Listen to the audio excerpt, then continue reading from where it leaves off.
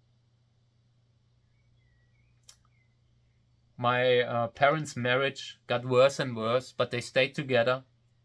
And at that time, I just wanted them to break up. I just wanted to have peace in the house. I always thought it's not a problem to be divorced. Just please do it in a way that doesn't always cause all this hurt. They eventually divorced, but it wasn't until quite a long time after that. Yeah, but my father was also a very skilled man. He eventually built a company that was pretty big, that was pretty successful, and life was great for a while. Apart from the classic problems about drinking and arguments, but every now and then we had some great times around that time, and I miss some of them. My father was in the waste management business, and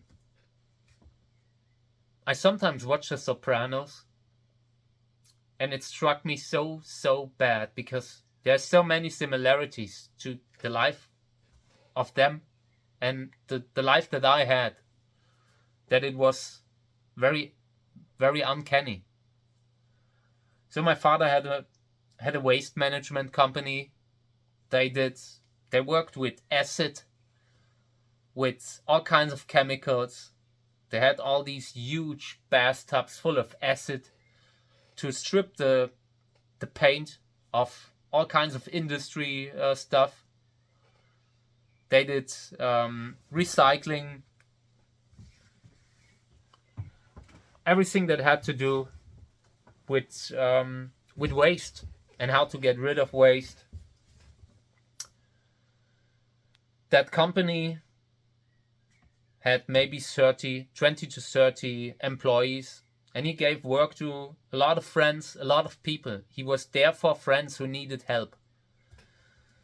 My father is a complicated person.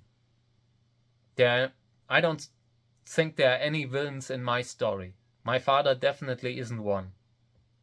If there's a villain in my story, it is me. But I had a lot of problems growing up, and the home problems did really make things more difficult. So let's talk about my grandparents. My father's father was called Rudolf II. He was born around the time of the First World War. And his father had not come back from war. So he had to live with the new family of his mother. His mother married the brother of my grandfather's father. Back then it was a lot about making sure that they didn't starve. A marriage was more something like a contract. So my grandfather's father didn't come home from war, and the other one, the step brother, took his place. I think that's how I remember it. It was before my time, but that's always how I heard the story. I will ask my father about that again sometime soon. But my grandfather was a good man, and I didn't get to know him very long. He passed away when I was 4 in 1985. I had spent the night with my grandparents, and my grandfather was lying in bed beside me and my grandmother, and he was having a stroke. But he didn't want to wake me up. So what he did was get the flashlight that was on his nightstand, and he was always shining the light to my grandmother to wake her up. But she didn't wake up.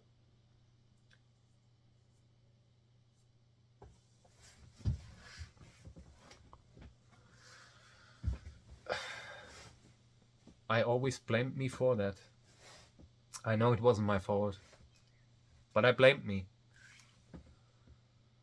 I always thought, like, why didn't you just wake her up, man? Why didn't you? Why has life always have to be so complicated, you know?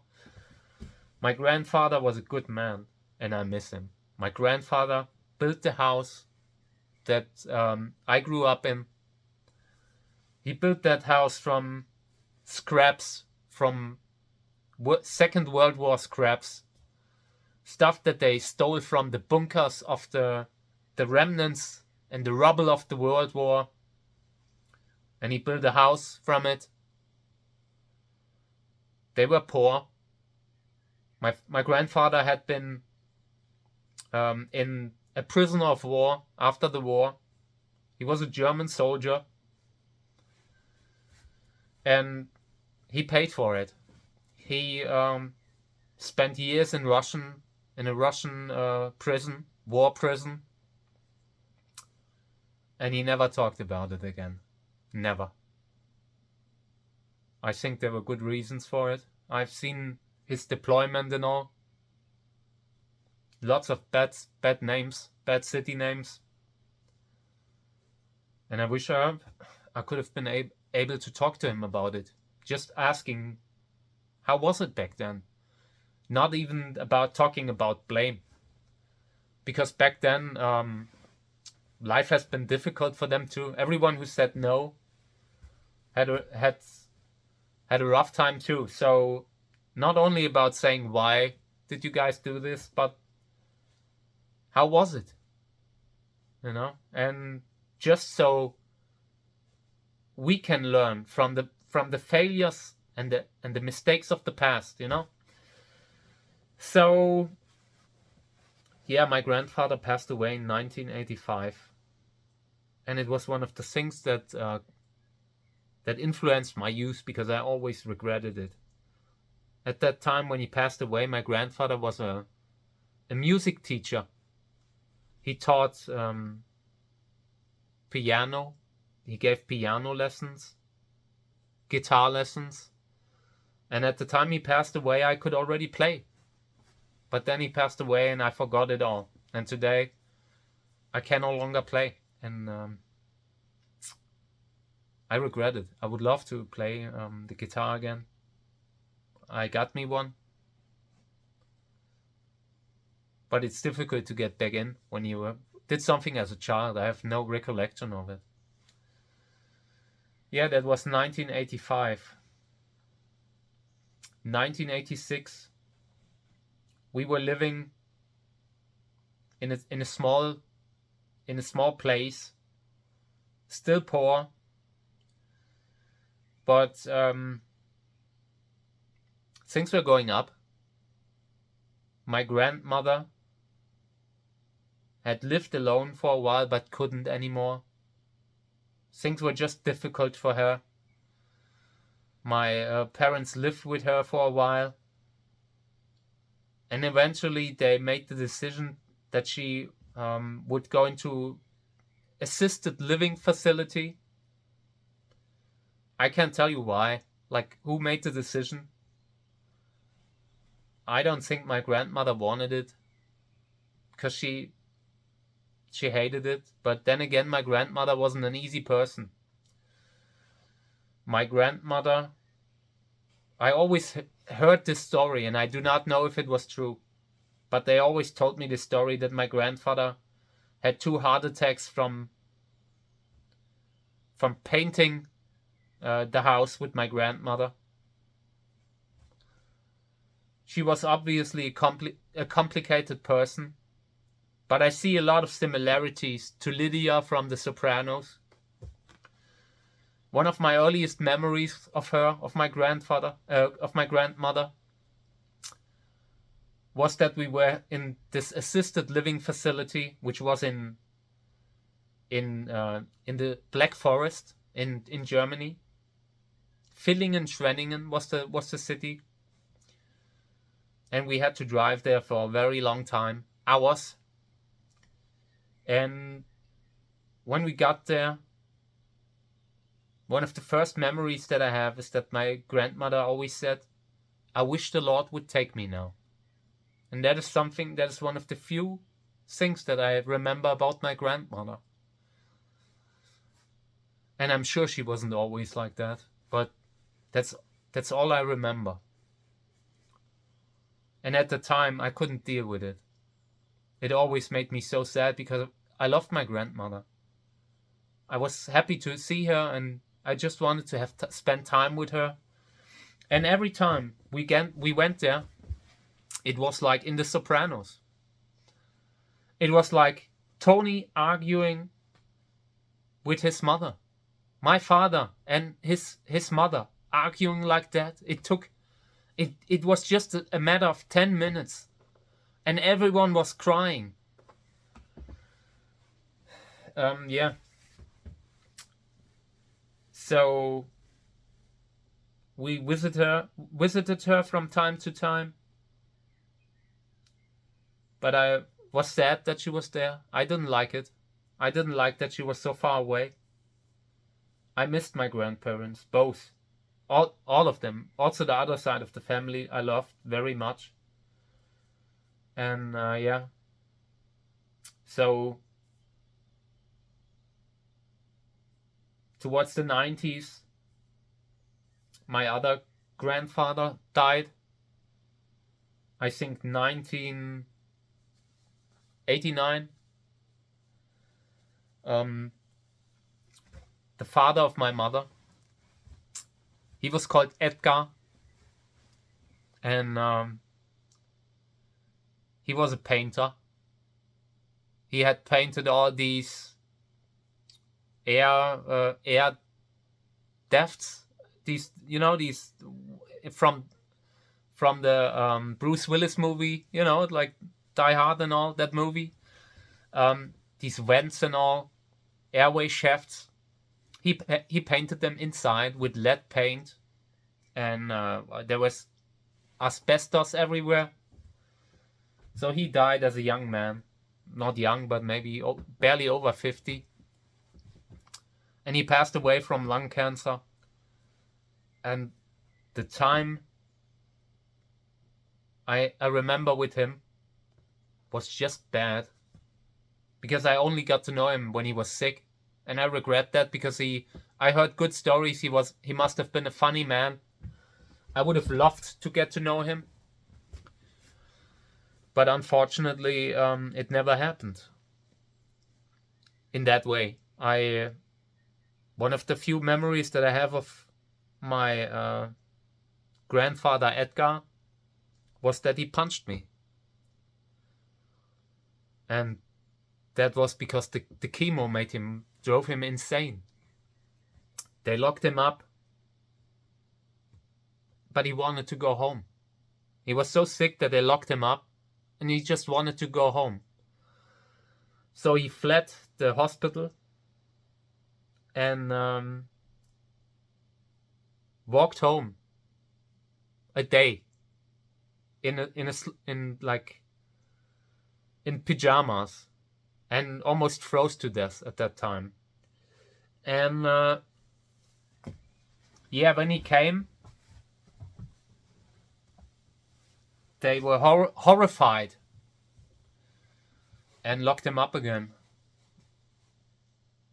And in between, every now and then, they changed the chemo, and it got better. He got clearer again, but every now and then the chemo took away his mind. So we were sitting there on the sofa, watching TV, and he looked at me, and he punched me with everything he had. And it was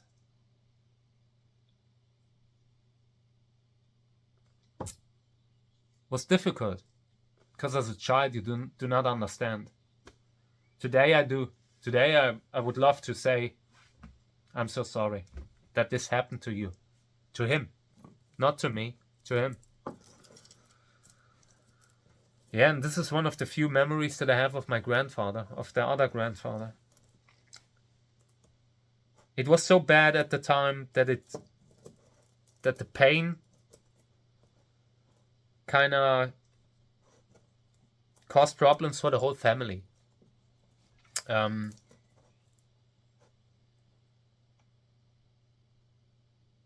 My grandmother, the day he passed away, my grandmother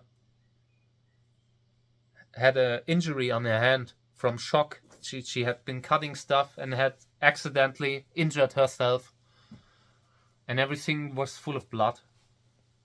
And it was so bad. So I got on my bike when it was over and just drove around. And there were all these difficult feelings going on inside me. I didn't know if I was happy or sad. Happy that it was over, that the pain that was finally over, and sad that I lost someone I loved. So around that time, my mother had to sleep a lot of time with my grandmother. My grandmother was devastated. My grandmother's called Helga. And my grandmother is also a difficult person. Like she always had to work hard. From the beginning, my grandfather got sick very early from the lung cancer. And then my grandmother had to work and make sure that everything that the family that they had, my mother and her brother, would survive. And but my grandmother also didn't come out of this without emotional problems. So she had problems with empathy, all these things. It was a difficult time. Yeah, and that's how I lost my grandparents. My grandfathers. Yeah, and towards the 90s, I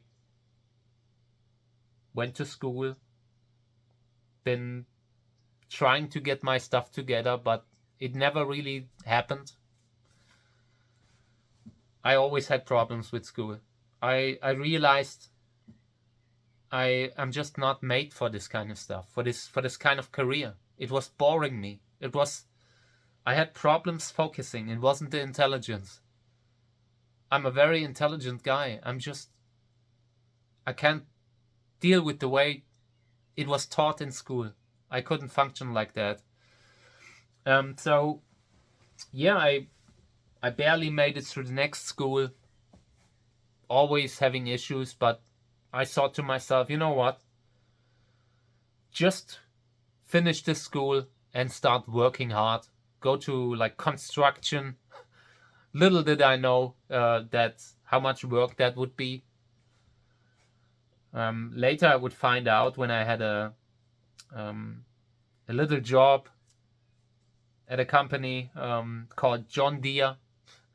They built these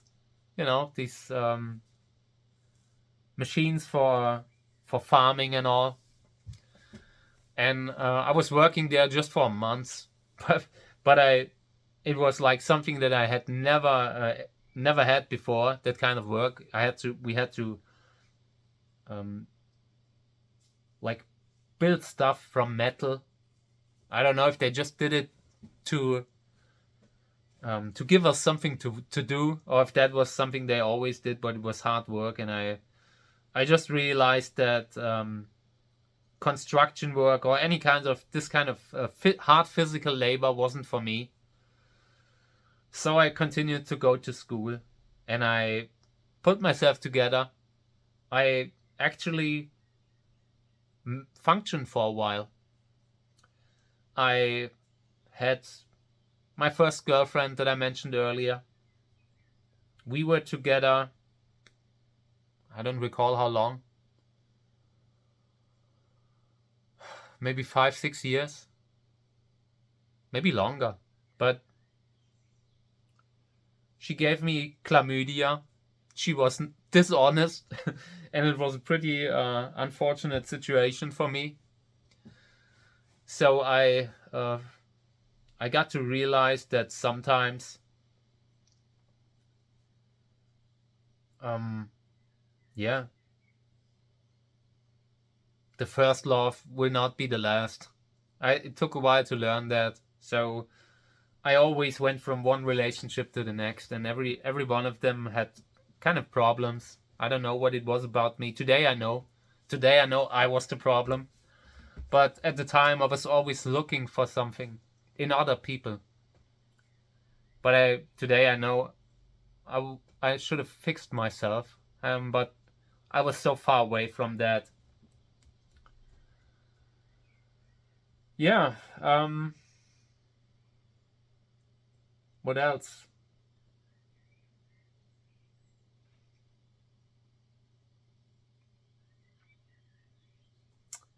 I think we'll end it for now.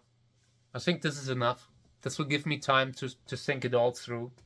If I want to upload it or not, I'm not sure. This is very personal. And this is going to be just my rough draft of the way I want to tell it. And this is going to have 10 episodes, roughly. So every now and then, I will drop one of these in between the cactus stuff. It will not be that I'm doing this all the time now. This is just the first part, and this is going to be me talking about becoming who I am today. Because without any of these stations in my life, I will not be who I am today. And while it would be good in some ways to have no longer have trauma, no longer have the problems from the past, it wouldn't make me that honest, hardworking, loving, caring, life loving, and every living thing supporting person that I am today. I do not walk across a puddle without pulling out an insect. Not once. I see an animal struggling in need, I will be there. I will make sure. I would give my life in such a situation without a second of concern. I am a loyal friend. I would do everything, if I have to do good, to do right. I would give it all away in a second. If I would have the feeling out of principle something would matter. And I wasn't like that. In my life, when I go through all the stations in my life, I see so much fault in myself. I was lazy. I was dumb. I was ignorant. I was proud. I had so much to learn. And today I sit in front of you. Finally, for once, I consider myself a full adult person. How you know how you sometimes do not think you do not feel like an adult? Today I feel, for the first time, like everything in my life has brought me here for a reason. Has brought me here to take all the things that have happened, all the negativity, all the problems, and make sense of it. Use it in a way to create, to bring me onto my journey, to build this channel in a way. And that is something that I never thought was possible. I never thought that I would feel like an adult. And that's a great victory for me. Sitting here, I look at the world. I was always unsure what I should, who is right. You know, when you read the news, there are two different sides and everyone says something different. Which one says the truth? We see all these problems today with politics, where people start saying stuff like, you cannot trust your eyes, believe what I tell you. Sometimes it is hard to know what's going on in the world. Today, I know what's going on. Today, I know what's important for me. Today, I have a moral compass that I use to make my decisions. And that is something that I greatly appreciate, and I never thought that day would come. So today, I'm here, sitting in front of you, being able to look at my past and see all these moments, some very sad. Believe me, this video series, there will be moments when we both sit here and have a little tear in the eye. But there's also so much hope in my story. There's so much love. Every part of my life is filled with love, with happiness, with joy for little things.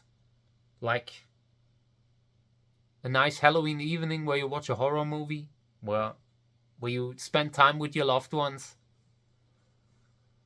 Or just a nice gesture. When you see someone who needs help and you give him your hand. You are there for someone, no matter what. You know how life is. You drive around and you see something. Someone where you know this can't be right. You need to do something. And you will see a lot of these moments too, in between. And then you will get to know me through that. And then, through all of this, we will take the road to the cactus stuff. And why I do it the way I do it today. Why I put so much emotion into my work. Because I have so much raw, unfiltered emotion in me. Every day, to create, to go out and film all the videos that I do for the channel, the cactus stuff and all, I have to go to very dark places to motivate me to continue doing that. To not forget why I'm here. Because I consider myself here for a reason. And the reason is that I decided to give my life a reason. I looked at my past and when you look through my life, there are so many phases in my life where I'm disappointed with myself at that time. But if I would go back now and talk to me, I would not sit here. We would not do the cactus stuff today. Because the trauma brought me to the gardening, because I did it to heal my soul. Actually, I didn't know it at that time, but I sought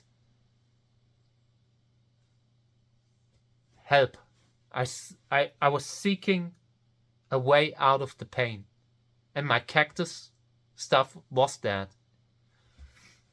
So, while these videos, while I talk about stuff that is not cactus related right now in this video, I will only post one of these videos every month or so. This will go over a year. So don't fear that this is going to be something like a soap opera. This isn't going to be a soap opera. This is the life. This is my life. And later I will show you some photos and all. I will tell you some more.